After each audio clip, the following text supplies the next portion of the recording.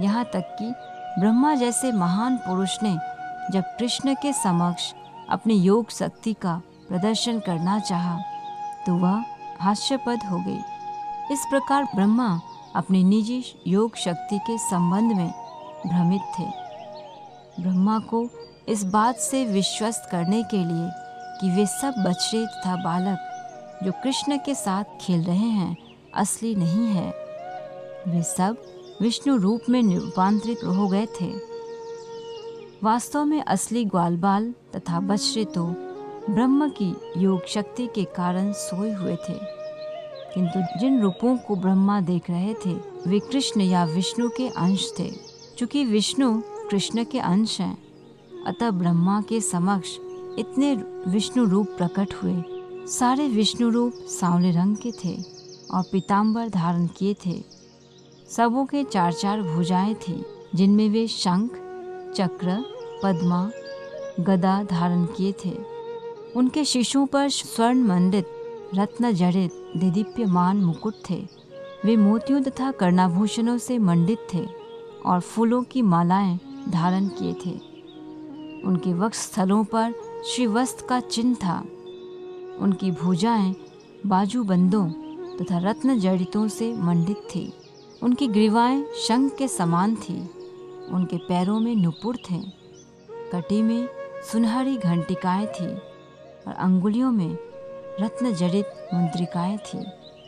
ब्रह्मा ने यह भी देखा कि प्रत्येक विष्णु के सारे शरीर पर चरण कमलों से लेकर सिर तक ताजा तुलसी दल अर्पित किए गए हैं। विष्णु रूपों की अन्य विशेषता यह थी कि वे सब दिव्य रूप से अत्यंत सुंदर लगते थे। उनकी मुस्कान चंद्र प्रकाश से मिलती थी और उनकी चितवन अतः उदय होते हुए सूर्य के समान थी। वे तमो तथा रजो गुणों के सृष्टा तथा पालक प्रतीत हो रहे थे। विष्णु सतोगुणों के, ब्रह्मा रजोगुण के तथा शिव तमोगुण के प्रतीक हैं। अतः इस दृश्य जगत में प्रत्येक वस्तु के पालक के रूप में विष्णु, ब्रह्मा तथा शिव के भी सृष्टा तथा पालक हैं। विष्णु भगवान की इस अभिव्यक्ति के बाद ब्रह्मा ने देखा कि विष्णु को चारों ओर से घेर कर अनेक ब्रह्मा, शिव, देवता तथा एक क्षुद्र चींटी और तिनके से लेकर जड़ जंगम सारे जीव नाच रहे हैं। उनके नृत्य के साथ अनेक प्रकार की संगीत बज रहा है और वे सब विष्णु की पूजा कर रहे हैं। ब्रह्मा को ज्ञान हुआ कि विष्णु के वे सारे रूप योग शक्ति से पूर्ण हैं। उनमें अनिमा या अणु के समान सूक्ष्म बनने की सिद्धि से लेकर दृश्य जगत जैसे असीम होने की सिद्धियां हैं। विष्णु के शरीर में ब्रह्मा की सारी योग शक्तियों, शिव, सारे देवता तथा दृश्य जगत के 24 तत्वों को पूरा प्रतिनिधित्व प्राप्त था। भगवान विष्णु के प्रभाव से सारी अधीन योग शक्तियाँ उनकी पूजा में लगी थीं। काल, आकाश, दृश्य जगत, संस्कार, इच्छा, कर्म तथा भौतिक प्रकृति के तीनों गुण उनकी पूजा कर रहे थे। ब्रह्मा को यह भी अनुभव हुआ कि भगवान विष्णु समस्त सत, चित तथा आनंद के आगार हैं। वे सच्चिदानंद स्वरूप हैं और उपनिषदों के अनुयायियों के द्वारा पूज्य हैं। ब्रह्मा ने अनुभव किया कि बालकों तथा बछड़ों के ये रूपांतरित विष्णु रूप किसी योगी की योग शक्ति या देवताओं में निहित किसी शक्ति द्वारा नहीं बने हैं। ये विष्णु रूप या मूर्तियाँ किसी विष्णु माया के प्रदर्शन न होकर साक्षात विष्णु हैं। विष्णु तथा विष्णु माया के गुण क्रमशः अग्नि तथा उसके ताप के सदृश है। ताप में अग्नि का गुण उष्णता रहती है, किंतु फिर भी ताप अग्नि नहीं होता। बालकों तथा बछड़ों के विष्णु रूप ताप के समान नहीं, अपितु वे अग्नि तुल्य थे। वे सारे के सारे असली विष्णु थे। वस्तुतः विष्णु का गुण है उनका पूर्ण सत्य, पूर्ण ज्ञान तथा पूर्ण आनंद। दूसरा उदाहरण भौतिक वस्तुओं का दिया जा सकता है, जो अनेकानेक रूपों में प्रतिबिंबित होती है। उदाहरणार्थ सूर्य अनेक जलपात्रों में प्रतिबिंबित होता है, किंतु इन पात्रों में सूर्य के प्रतिबिंब वास्तविक सूर्य नहीं होते। पात्र में सूर्य का वास्तविक ताप या प्रकाश नहीं रहता, यद्यपि वह सूर्य जैसा प्रतीत होता है। किंतु कृष्ण ने जो स्वरूप धारण किए थे, उनमें से प्रत्येक पूर्ण विष्णु थे। इस संबंध में जिस विशेष शब्द का उपयोग किया गया है वह सत्य ज्ञानंतानंद है।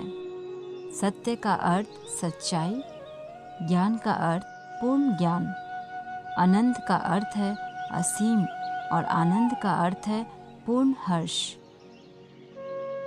भगवान की दिव्य महिमाएं इतनी विशाल है कि उपनिषदों के निर्गुण अनुयायी ज्ञान के उस धरातल तक नहीं पहुंच पाते कि उन्हें समझ सके। विशेषतः भगवान के दिव्य रूप इन निर्विशेषवादियों की पहुंच के परे हैं, क्योंकि ये उपनिषदों के अध्ययन द्वारा इतना ही समझ पाते हैं कि परम सत्य न तो पदार्थ है और न भौतिक दृष्टि से सीमित है। ब्रह्मा जी कृष्ण के विष्णु रूपों में विस्तार या अंश से अपनी सीमित शक्ति द्वारा यह समझ गए कि परमेश्वर की शक्ति के विस्तार से ही इस दृश्य जगत की सारी जड़ तथा जंगम वस्तुएं विद्यमान हैं। जब ब्रह्मा इस प्रकार अपने सीमित शक्ति से हतप्रभ होकर अपनी 11 इंद्रियों के भीतर अपने सीमित कर्मों से अवगत होकर खड़े थे, तब वे यह अनुभव कर सके कि वे स्वयं कठपुतली के समान भौतिक शक्ति या माया की ही सृष्टि है। जिस प्रकार कठपुतली में नाचने की स्वतंत्र शक्ति नहीं होती और अपने स्वामी के आदेशानुसार नाचती है, उसी प्रकार सारे देवता तथा जीव भी श्री भगवान के अधीन हैं। जैसा कि चैतन्य चरितामृत में कहा गया है, कृष्ण ही एकमात्र स्वामी हैं और अन्य सभी उनके दास हैं। सारा संसार भौतिक तरंगों के वश में है और सारे प्राणी तिनकों के समान जल में तैर रहे हैं। अतः उनका जीवन संघर्ष चलता रहता है। किंतु जो ही मनुष्य को यह बोध हो जाता है कि वह भगवान का शाश्वत दास है, तो यह माया या जीवन संघर्ष तुरंत समाप्त हो जाता है। इस प्रकार ज्ञान की देवी की अधिष्ठाता तथा वैदिक ज्ञान के सर्वोत्कृष्ट अधिकारी ब्रह्मा जी भगवान द्वारा प्रकट असामान्य शक्ति को न समझ पाने के कारण अत्यधिक व्यग्र थे। प्राकृतिक जगत में ब्रह्मा जैसा व्यक्ति भी परमेश्वर की योग शक्ति या माया को समझ पाने में असमर्थ रहता है। वे न केवल उन्हें समझने में असमर्थ थे, अपितु कृष्ण ने उनके समक्ष जो कुछ प्रकट किया था उसे देखकर भी व्यग्र थे। कृष्ण को ब्रह्मा पर दया आ गई कि वे यह देखते हुए कि कृष्ण किस प्रकार स्वयं को बछड़ों तथा ग्वालों में रूपांतरित करके विष्णु के रूपों का प्रदर्शन कर रहे थे, इसे समझने में असमर्थ थे। अतः उन्होंने सहसा उस दृश्य पर से अपनी योग माया का आवरण हटा लिया। भगवद गीता में कहा गया है कि भगवान योग माया द्वारा फैलाए गए आवरण के कारण दृश्य नहीं है। जो वास्तविकता को आवृत कर ले वह महामाया या बहिरंगा शक्ति है, जिसके कारण बद्धजीव भगवान को दृश्य जगत से परे नहीं समझ पाता। किंतु जो शक्ति भगवान को अंशतः प्रकट करती है और अंशतः मनुष्य को देखने नहीं देती, वह योग माया कहलाती है। ब्रह्मा जी कोई सामान्य बद्धजीव नहीं हैं, वे अन्य सभी देवताओं से कहीं अधिक श्रेष्ठ हैं। फिर भी वे श्री भगवान के प्रदर्शन को नहीं समझ पाए। अतः कृष्ण ने जानबूझकर और आगे शक्ति का प्रदर्शन बंद कर दिया। बद्धजीव न केवल मोहग्रस्त हो जाता है, अपितु समझ पाने में पूर्णतः असमर्थ रहता है। योग माया का आवरण इसलिए हटा दिया गया जिससे ब्रह्मा जी और अधिक व्यग्र न हो जाए। जब ब्रह्मा जी की व्यग्रता दूर हुई तो ऐसा लगा मानो वे मृतक अवस्था से जगे हों। वे अपने नेत्र कठिनाई से खोल पा रहे थे। तब उन्होंने बाह्य दृश्य जगत को सामान्य चक्षुओं से देखा। उन्होंने अपने चारों ओर वृंदावन का अत्यंत मनोहारी दृश्य दिखा, जिसमें वृक्ष ही वृक्ष थे और जो समस्त जीवों का जीवन स्रोत है। उन्हें वृंदावन की दिव्य भूमि का अनुमान लग सका, जहाँ के सारे वासी दिव्य हैं।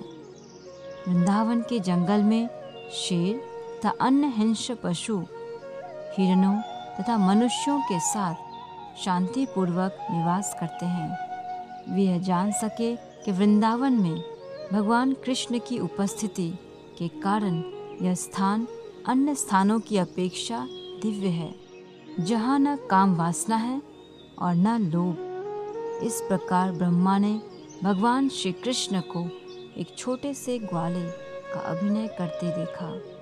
वे अपने बाएं हाथ में का एक टुकड़ा रोटी लिए अपने मित्रों बछड़ों को ढूंढ रहे हैं। जिस प्रकार वे एक वर्ष पूर्व इन सब के अंतर्धान होने के पूर्व ढूंढ रहे थे। ब्रह्मा तुरंत अपने वाहन हंस से उतर आए और भगवान के समक्ष इस प्रकार गिर पड़े मानो कोई सोने का दंड हो।